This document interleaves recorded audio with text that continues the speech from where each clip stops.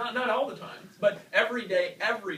I actually haven't seen you make less than $1,000 in I think 6 months. I'm just being from my perspective. Yeah, no, and it's weird to. And you wake up with that. Yeah, you wake up to it, and then it's kind of weird to get used to that. You know, to like but I feel very fortunate, and it's nice, you know, not to have to do Christmas on credit. That's awesome. You know, absolutely. Hey, so tell us the story about you not getting all in and not believing people would buy without a phone call, because I want to hear this story. Here, you can grab the phone here to talk for a second. Okay, so it's kind of an appropriate story given the time of year, but it sounds like the same time of year that Tony had his experiences. It was the weekend after Thanksgiving, and we went to the tree farm to go get we wanted to go get our Christmas tree, so we like to put it up right away.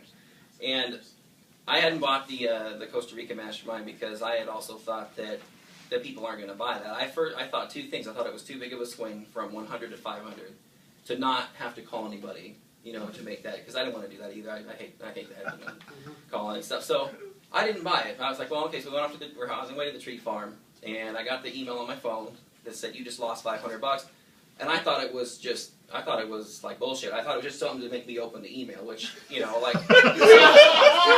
So I opened it up, and it was really legit. Like I said, the person's name, this person, you lost 500, and I was like, what the? And I thought it was I was like, okay, well, this isn't gonna, just one time, you know, and then we were down, and I cut the tree down, and we got it back in the truck, and I get back in the truck, and there's another one.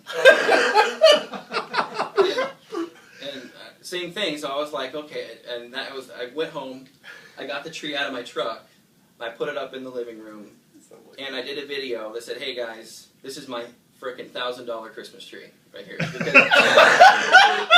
Because I didn't, and I felt like I should have known better. You know, I should have just bought it. I should have bought it, but I didn't, and because I thought nobody was gonna. I don't know.